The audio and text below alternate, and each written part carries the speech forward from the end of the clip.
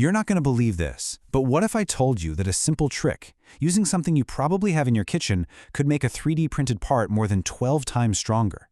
It sounds wild, I know, but a recent study has stumbled upon a totally counterintuitive secret to supercharging the bonds between different 3D printed materials. So first, let's get on the same page. Multi-material 3D printing is a total game changer. It means we can create these incredible objects that have both hard and soft parts, or rigid and flexible sections, all printed in one go. Imagine printing a single part that has the strong structure of PLA, but the durability of nylon. The potential here is just massive. But there's a huge catch, a really big one, hiding in plain sight. When you print one kind of plastic on top of another, the boundary where they touch, the interface, is super fragile. This one weak link can make the whole object just fall apart under stress, which kind of defeats the whole purpose of printing with multiple materials, right? Now, if you're like me, your first thought is probably pretty simple. To get two pieces of plastic to stick, you just add heat.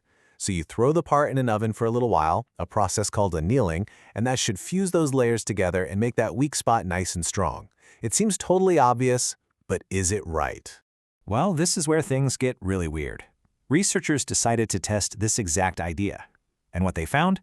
Well, it was the complete opposite of what anyone expected. Get a load of this! The bar on the left is the strength of the bond right off the printer, no extra steps. The other bars show what happened after they heated the part. Instead of getting stronger, the bond got way weaker. I mean, heating it to 140 degrees Celsius cut its toughness by more than half. And in some tests, the drop in strength was just catastrophic. We're talking an 88% weaker bond than the original part they started with. The very thing that was supposed to fix the problem made it so much worse. So, what on earth is happening here? How is it even possible that heating a plastic bond makes it more fragile? To solve this puzzle, we've got to zoom way in, down to the molecular level. All right, time for a little science. The answer to this whole mystery is hiding in the weird and wonderful world of polymer chains and what they do when you turn up the heat.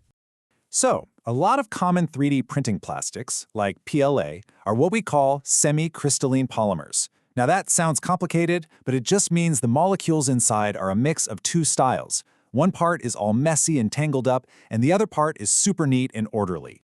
The best way to think about it is like spaghetti.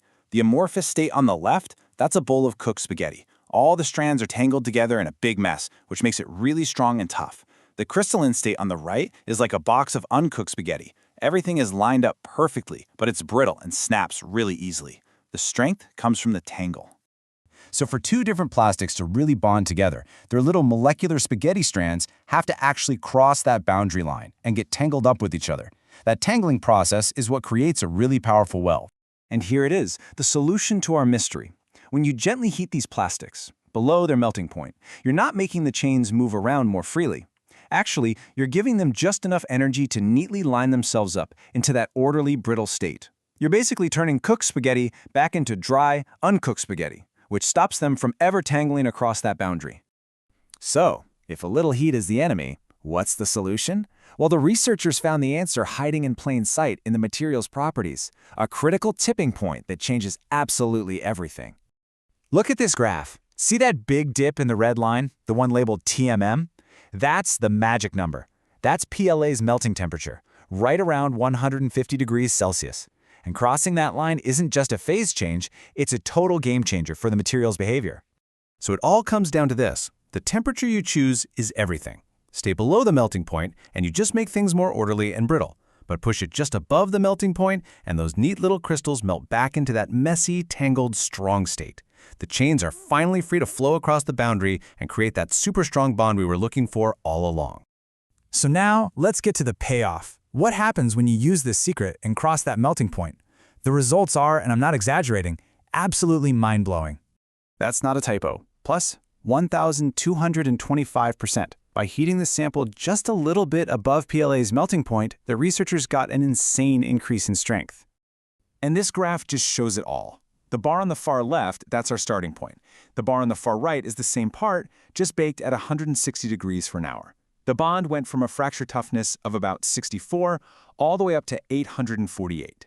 That's not just an improvement, it's a completely different league. And you can literally see the proof. This is what the part looked like after they broke it. The bond was so incredibly strong that it didn't just snap cleanly. No way.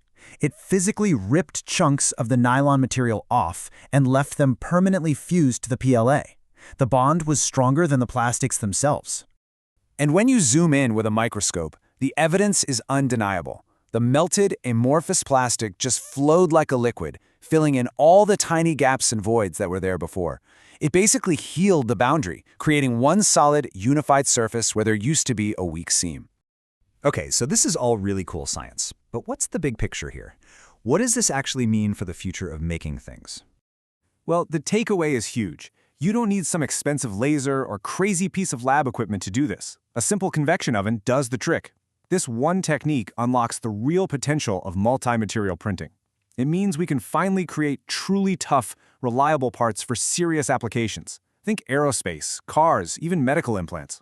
It takes the single biggest flaw of this technology and turns it into a massive strength.